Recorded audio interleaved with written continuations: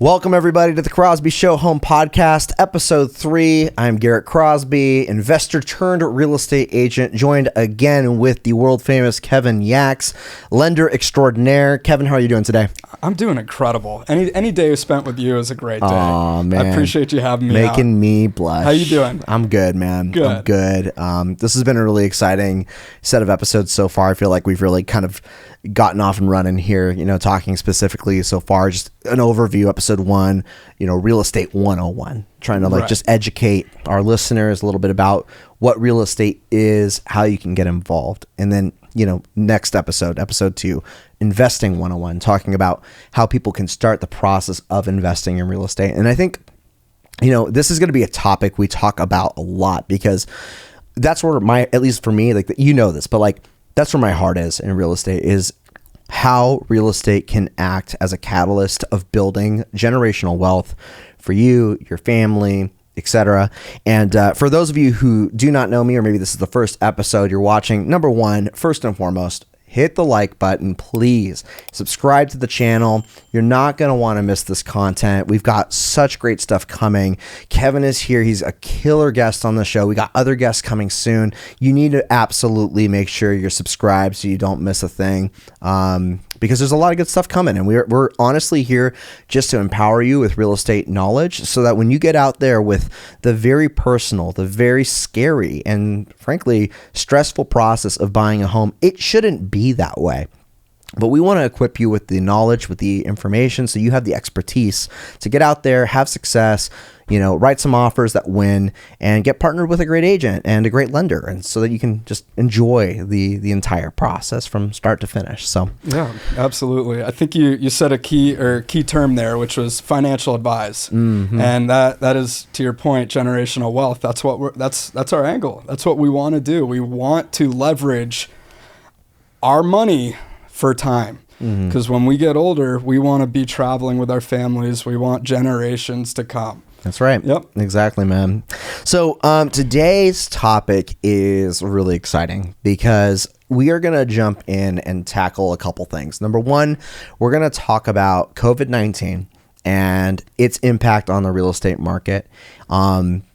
Would love to get your perspective as a lender to just kind of walk us through what you were experiencing, everything from interest rates hitting all-time lows, the housing boom that was taking place as we were watching equities skyrocket,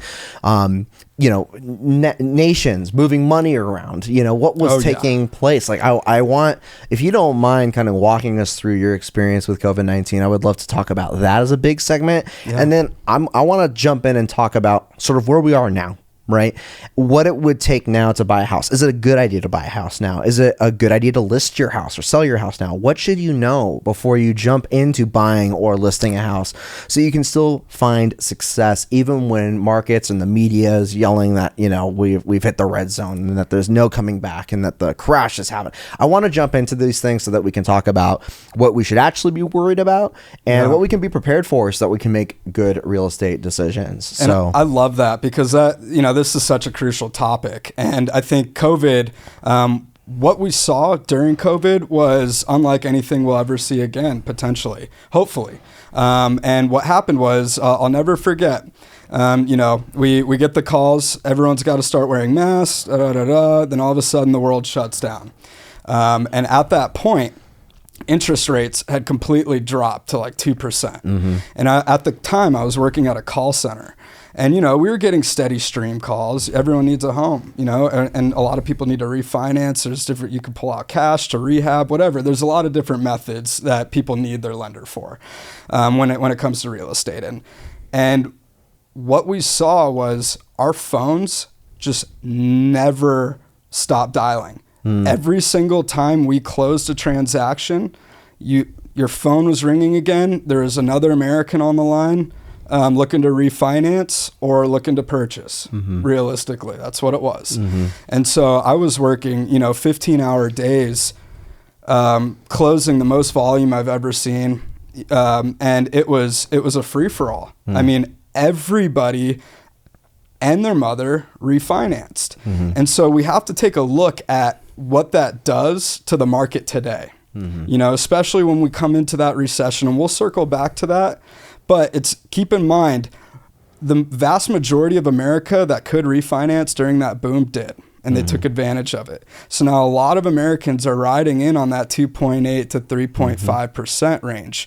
So even in a looming recession, those mortgages are affordable. And, the equity that we've seen as well on the increase is outstanding and incredible. Yeah. And so for me, it was just nonstop calls, nonstop closings, and it was good. I mean, I was eating steak. I was ready to, buy 3 cars, just obviously I'm a little more wise with my investments. Some of my friends certainly purchased M3s, M5s. Sure.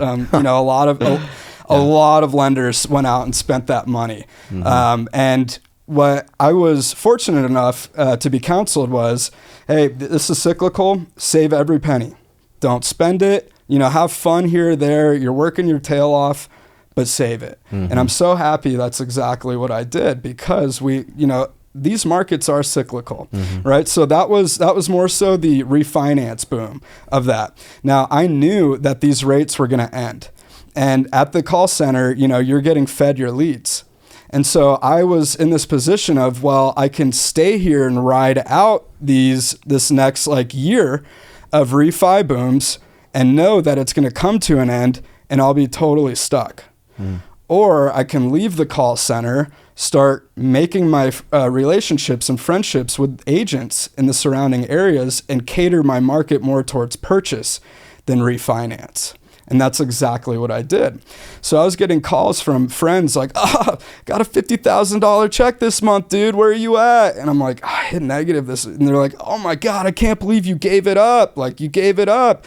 And I'm like, I know. Oh, was that wise? It was the smartest decision I've ever made, because all of my friends are now in tech sales. That stayed in those call centers. Yeah. Or they're in different types of sales. They're not in the lending market. Or area anymore. And I think that speaks to something that is really interesting to me. And this is more of like a psychological thing and a cultural thing. We are all, I mean, again, culturally speaking, and you just look at technology and you see this in kids, but it's in all of us. We are so used to instant gratification. Right. And so when we turn a smartphone on and we get on Twitter, or, we go on Facebook or Instagram, whatever it is, TikTok, we are so used to just getting instant information. And likewise, when we are in a job or a career, or in this case, something like, a refinance call center, right? It was in the moment. It was big money right there. It's instant. It's short term. Yeah. It's overnight. It's the get rich quick scheme almost. Yeah. And I think that is such an interesting thing to point to as an example of why it is so crucial to have your long-term plans figured out. And no better time, frankly, than a recession to take a step back and look at that, right? Absolutely. Absolutely. It's crazy, but you got to imagine that you need to be planning and thinking about things within your investments that are what's going to set me up for success, not just in 5 years from now, not in 1 year from now, not tomorrow, 20, 30, 40 years, when you have children, when they have children, when they inevitably need help paying for their wedding, for a down payment for a house, for whatever it might be, school, tuitions, who knows, right? It's those types of things that have to get us sort of, and I think it's really hard for our culture to do this. It's changing this mindset of getting out of the instant gratification of walking into a job and expecting, it's almost like okay, what are you going to do for me type of mindset. Absolutely. And going into it with more strategy and a long-term game in mind. Oh, totally. And, transitioning on that, being in the call center, now I'm out of the call center. I'm not making as much, but I'm still making great money because, we're in a purchase boom too. And so during that purchase boom, I'm, going out, making my agent friends, and it's going great. I would say roughly, about 6 months into the refinance boom is when I made my transition into a purchase only market through agent referrals. Mm-hmm. I would say about 2 months after that is when I started noticing that my agents weren't calling me. And I was going, what's going, of course they're still calling. Obviously people will need traditional lending every so often, but I started noticing that home sales were skyrocketing, equity was skyrocketing, everything was going haywire, but nobody was getting a loan. And I started thinking, what the heck is this? And so I started conversing with some friends of mine that I have some friends in the Pentagon, some friends. Fortunate enough, I've got family and friends in a lot of places. For the Men in Black? I don't. Okay.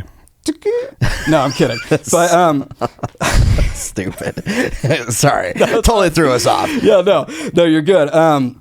But I started asking people, what's going on? Why aren't people like? How are they paying all cash? What is going on here?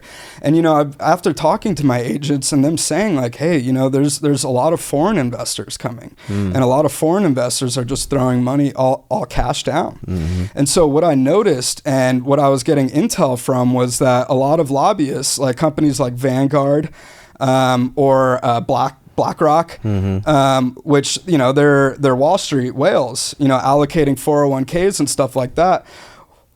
Because interest rates were so low and there was such a grab for properties, it was such a frenzy. Yeah. Everyone was getting equity. So these companies were wise because they know that these investment firms know that just like a housing market, stocks are cyclical as well.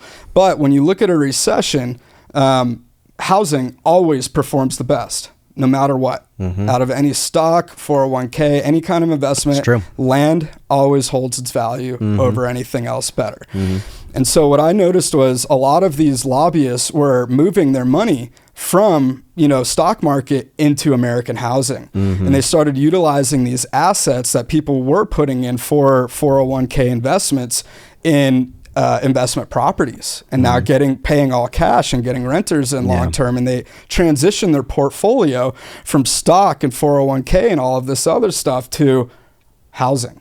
And I was like, oh my gosh, like this is kind of tough because I only get paid if you need traditional financing. And so it was really tough at times. Fortunately, thank God my network is so big and, my agents are crushing, especially you.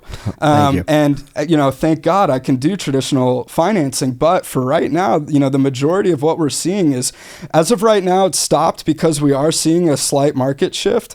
But the majority of it was all cash. I mean, it's still, I would say, 50%? It's about 50%. Yeah, cash. One thing I'll add to what you said, especially about these sort of, you mentioned some things like BlackRock and these big corporations, international corporations swooping in and purchasing properties. One thing that I want to point out, at least on the agent side, is that when we were losing to these corporations, it's not that they were coming in also and buying them at list value. They were coming in and they knew, because listen, if you want to be rich, right, you need to look to the person in the room who's rich and say to yourself, what is it they're doing? Yep.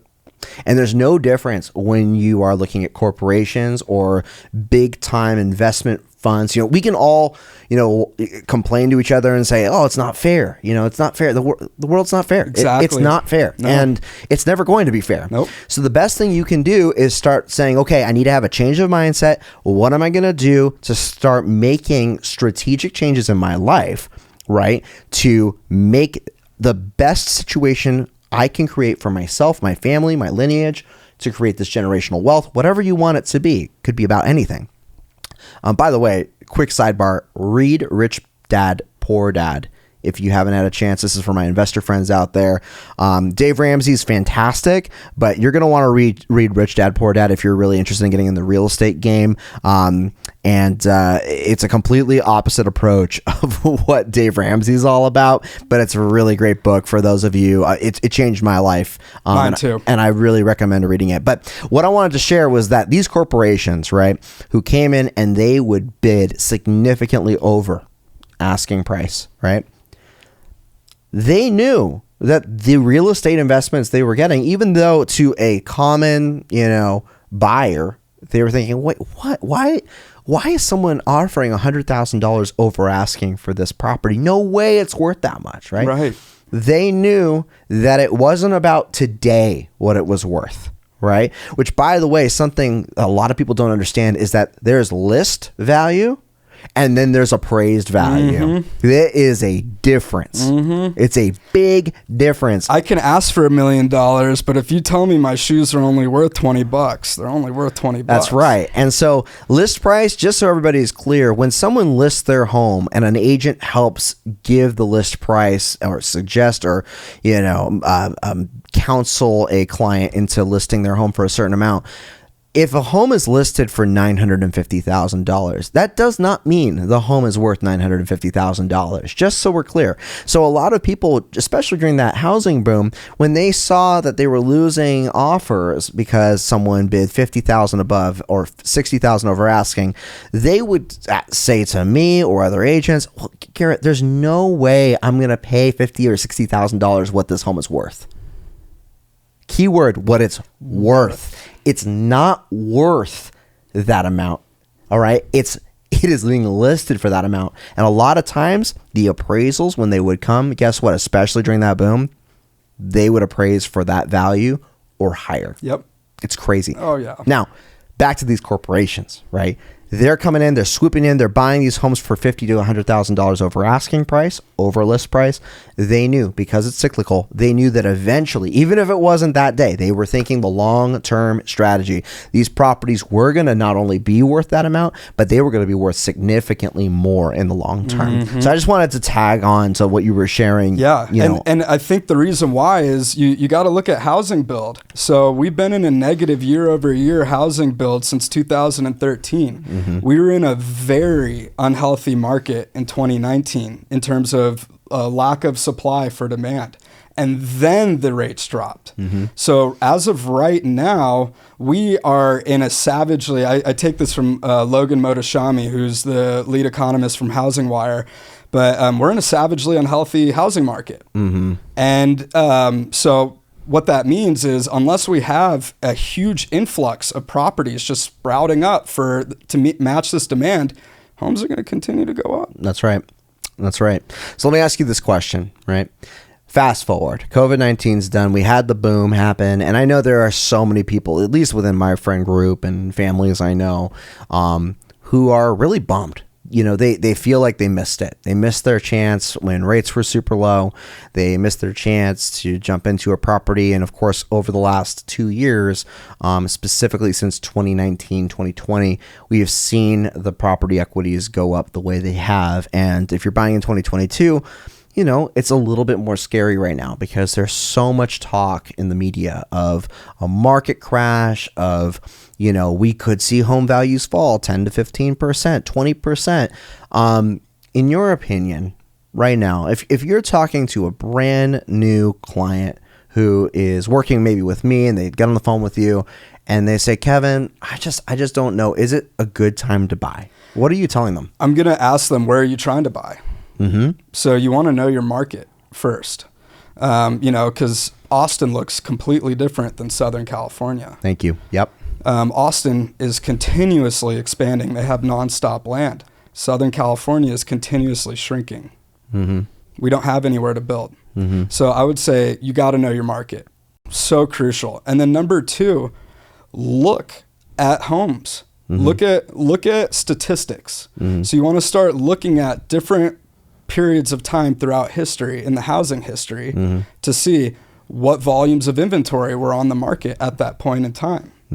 As we can see right now, even in a looming recession that's coming and is here, we're still in that savagely unhealthy market. And so what that means is we don't have any homes to put people who have a demand for a property into. Yeah. And what that means is, unless you've seen a huge explosion like in Austin or like in Boise, where it can't actually withstand the growth, you might be seeing that transitional period where the equity pulls back a little bit. However, I think this is so important to mention is CNBC released last week. This is early September, middle of September, that rates are going to be in the 4.5% throughout 2023. Both Wow. Fannie Mae and Freddie Mac stated that. And currently right now what we're looking at is over 6%. Okay, we've hit a 15-year high in mortgages right now. Now, what this means is, sure, we're going to see that pullback.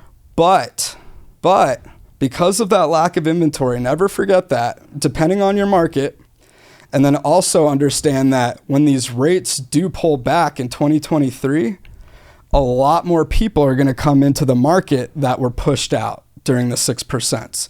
And what that's going to do is it's going to cause that feeding frenzy all over again. Yep. We're going to see bidding wars. Everyone's going to be excited again. Yep. Not to mention refinancing is going to come back because people are going to get into these homes at the 6% at lower prices potentially, and then refinance them. Exactly. And then the FOMO. So if you did miss out, this is your opportunity. Yeah, I think if I was asked the question right now, because it happens, I am often asked by potential buyers whether right now in this season with all this uncertainty, is it really the right time to buy? My first question I always ask, and by the way, this goes for any location, is how long are you planning on living there? How long? Exactly. Are you going to be there for 3 years or more? And by the way, I don't know very many people other than investors who house hack who are living in a property for less than 3 years. Right. Yep. Most of the time you're in your property for 3 years or more. Yeah. So let's go play the worst housing crash of our time for a minute. Okay. Go back to 2008. Between 2008 and 2011, if you had purchased your house in 2008, fast forward to 2011, most locations, most areas, you were already seeing equity again. Yep. So this idea that I'm buying at the wrong time, or that I'm going to buy something and the value is going to go down. Yeah, maybe, but it's cyclical. You're going to be missing the opportunity to buy something potentially at lower value. And by the way, none of us have a crystal ball. None of us know. We don't know. No. So if you know that your market right now, because at least let's talk, just talking about Los Angeles, quick market update for everybody, right? Los Angeles right now, across different regions of Los Angeles, I am seeing specifically in the 700,000 to 1.2, 1.3 million properties are currently experiencing more of a pullback than others. Why? You know why, Kevin, but I'm going to say it anyway. Interest rates. Yep. That is the pocket of most buyers who can afford to purchase something that would usually also need to get financing for their home. That is the group right there. Yep. That's 700 to 1.2, 1.3 million range, right? Yep. And what's happening is that because the interest rates are higher, buyers are getting priced out from a mortgage payment perspective, and so they can't get into these homes. And so those properties are seeing some drops that are between $50,000 and $100,000. I've seen it in Simi Valley specifically. I've seen it in Thousand Oaks. I've seen it Westlake Village. I've seen it in the San Fernando Valley and in other parts of Los Angeles. I'm seeing this as a current sort of interesting stat that those price points are really, specifically the ones. Now, of course, above 1.3 or below 700,000, you could see things like this happening too. I do think that you're going to see an overall pullback, but I want to be clear. I think it's going to be healthy. Yeah. Oh, yes. I think we need it. I think there are so many people in this generation that have been really hoping, in a sense, for this because they want their opportunity to get in. Yeah. And so the question is, if you know that you can still make it work, right? You can get into that $750,000 house and you're getting it for maybe $50,000 to $100,000 less than you could have gotten a year ago. But you're going to pay that 6% interest rate right now. Is it worth making it work? And if that's the question that I, get from my client, who, again, keep in mind, first question is, how long are they going to live in there for? 3 years plus? Okay. I'm usually going to say it's worth it if you can afford it. Yeah. Because in 3 years, two things are most likely going to happen. Number one, most likely your equity is going to return in that property and be in the positive side.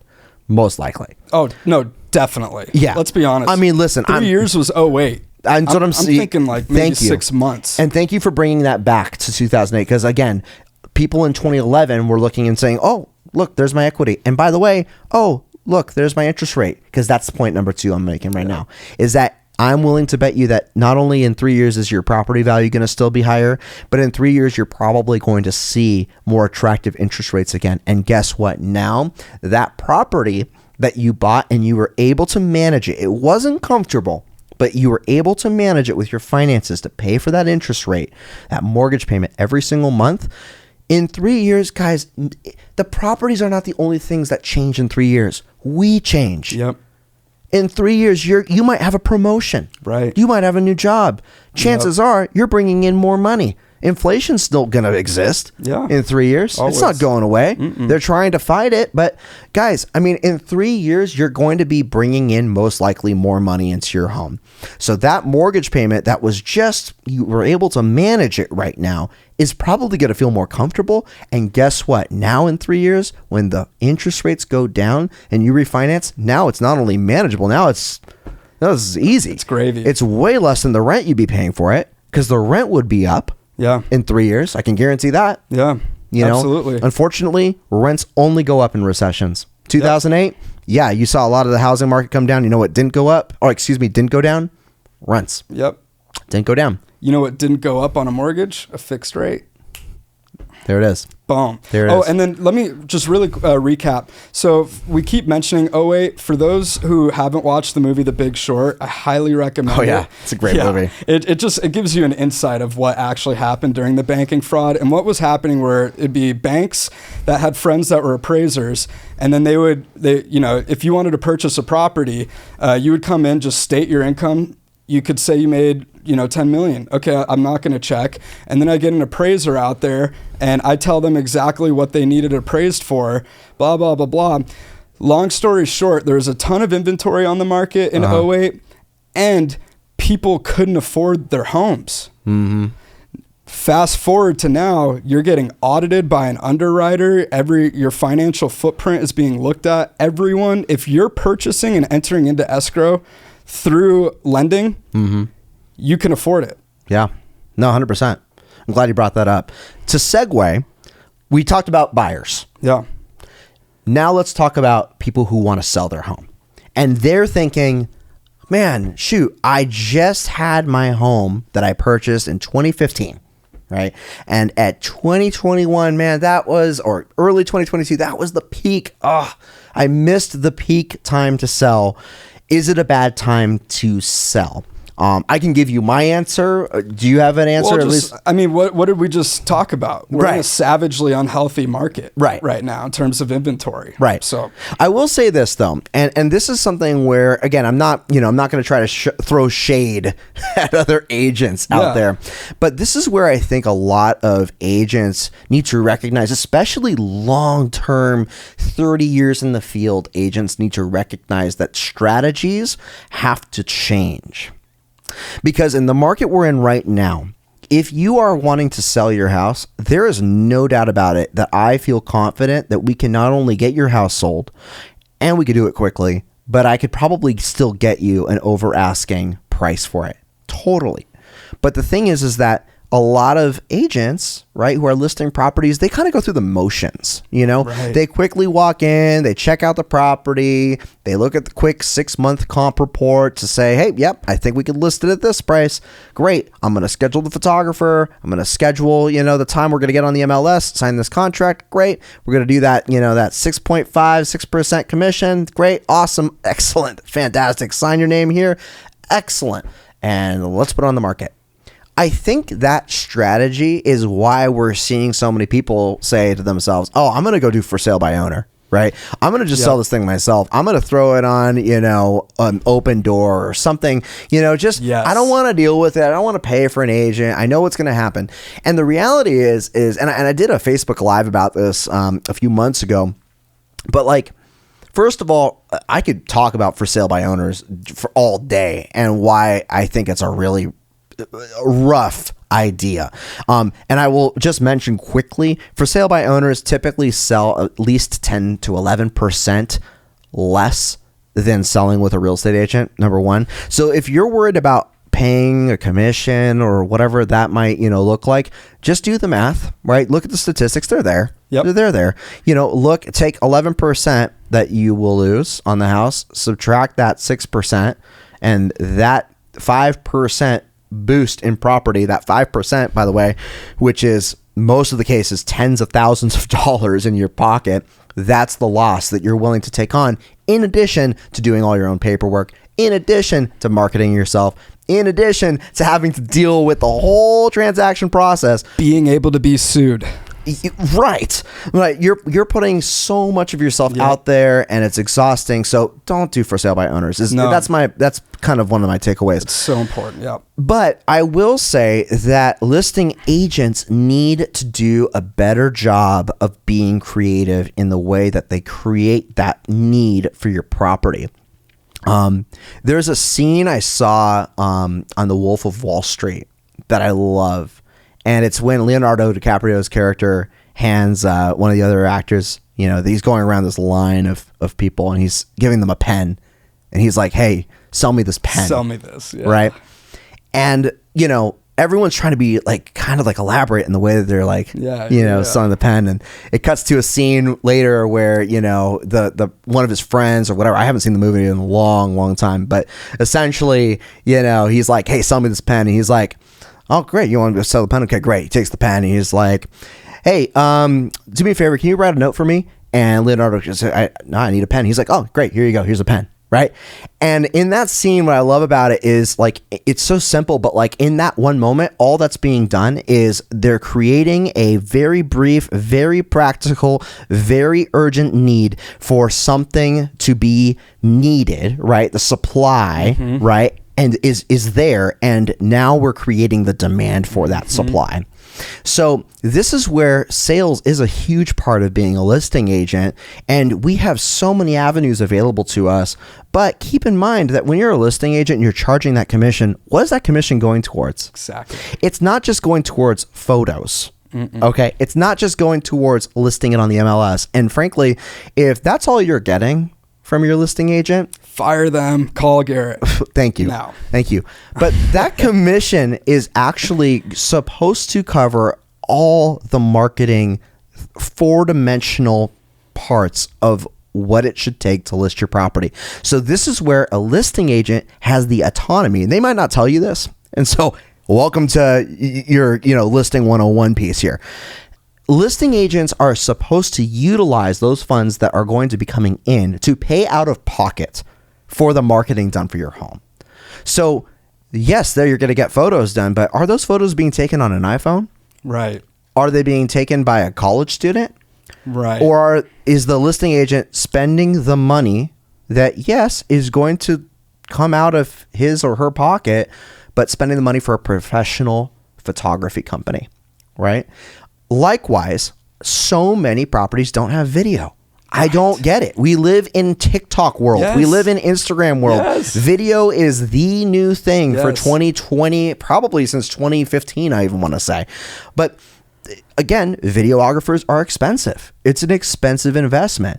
But you know what? Here we are. We're doing this podcast today, and I want to shout out Sean Cross. He is an amazing videographer. I love Sean. He's the man. But you better believe it. Why do I hire Sean Cross to do all my listings? Well, number one, he's a professional. He knows what he's doing. He's not a college age kid who's coming into the scene and trying to just make an extra buck. He's not going to, it's not a discount, I'm getting top tier product, right? the moment I call him on the phone. And I know that when I bring him in, I'm not just getting now photos done. I'm getting high-end video that's not just ready for YouTube, ready for Facebook, ready for Instagram, ready for TikTok. Right. I'm getting drone footage. I'm getting everything highly edited so that when I make my marketing materials, right, it is so attractive and beautiful to see. And that's just scratching the surface, because then what you're talking about, not just the social media advertising that exists, but you're paying for Google clicks, you're paying for other types of expensive but very effective advertising, open houses, sure, doing showings, staging, right. Recommendations for rehabbing, expertise. Hey, this is what's going to help you get another $50,000 on your house. That is the job of the listing agent. Can I point something out? Please do. You hit every avenue of a list, but what you really honed in on was technology. And that is the huge difference between an older agent and a younger agent, is that technology. And right now we are an internet society. And so if your listing agent isn't taking that next step and digitalizing everything in the marketing campaign, you're missing out. Yeah. I mean, I agree. And there's a lot of, and I will say, like, listen, there's so much you can get out of an older listing agent, from an experience perspective. And, I love them, but 100% you need to be able to adapt, because in the current market that we're in, you need to be prepared. But there is no doubt about it. You can still absolutely get top dollar for your house in this market. And it's still a good idea to buy in this market. Real estate is never a bad idea. Isn't that interesting? It's the best time right now to sell, and it's also the best time to buy. Best time to sell because there's no inventory, savagely unhealthy market. Best time to buy as well, because we know that the rates are going to be 4.5% next year. So you're going to ride that equity wave for sure in 2023 if you purchase now. Man, good stuff, man. Amazing. Good stuff. We're going to jump to rapid fire. Let's do it. Got a couple minutes left. Oh, yeah. The rapid fire that's not quite rapid, but hey, we're going to pretend it is. For the sake of content. Do it for the content. All right, let's do a couple of these here. Let's see. By the way, if you've liked what we've said so far, please make sure to like the video, subscribe to the channel. Lots of great content, and hopefully you're getting something out of this. But we just love what we do. We really love what we do. We love being able to educate and empower people. And this is absolutely not in any way, shape, or form some like pressure video of like use us. We just want to make sure that you know what you should be expecting out of great agents. So if you are looking to buy, I don't care if it's in California, SoCal, if you're looking to buy anywhere in the nation and you just want some help hooking up with an agent somewhere else, let us know. Send us a message. We can connect you. I have no problem connecting you to great agents in other states that I know are great for their clientele. So let us know. Send us a message, and we'll jump now into the rapid fire questions. Really quick. And you've got a huge team. Yeah, it's true. Domestically speaking and internationally. So if it's not Garrett in California, he's got a guy or a gal to send you to. We'll take care of it. We'll take care of it. This is a pressing question I've been wanting to ask you. It's pressing, right? Hit me. Pineapple on pizza. Yes or no? I'm gonna have to say heck no. Thank you. Yeah. I know in the last episode we had the debate over camping. Right. And it feels good to come together in agreement on something. On the third podcast. Yeah. Finally we get there. Yeah. I love it. I mean, keep fruit with, that stuff. Keep pizza the way it is. Yeah. I'm trying to think if there's any others here I like. Hey, this is a funny one. What do you think is the most annoying thing people find about people who do real estate? I think it's for the inexperienced agent or the lack of desire to become experienced and well-knowledged agent. There are lazy agents out there. Oh, for sure. And once you've gone through a couple real estate transactions, through those transactions who was awesome and who totally stunk. Yeah, that's a good point. Yeah, that's a good point. Yeah. For me, how about you? I mean, listen, like the running joke of like, how do you know somebody does CrossFit? Yeah. Like, all they do is talk about CrossFit. Exactly. For me, like what I probably imagine is that what most people find annoying about people who do real estate is that all they talk about is real estate. Which, if that's you listening to this podcast today, I've got questions, but you made it through a 40-minute podcast and here you are. Maybe, just maybe, you like real estate. It's just my guess. Yeah. Anyway, hey, and subscribe to the video. Please make sure you like and subscribe. We'd love to bring you along the journey with these podcasts. I hope you enjoyed the content today. Again, if you have any questions or you want to reach out about anything at all, feel free to send us a message. We'd love to hear from you. We got Instagram handles in the description below. And I'll also provide a link to Rich Dad, Poor Dad below so that way you can pick that up on Amazon. It's such a great book, life-changing about investing. So other than that, take care, you guys. We'll see you next time. See ya.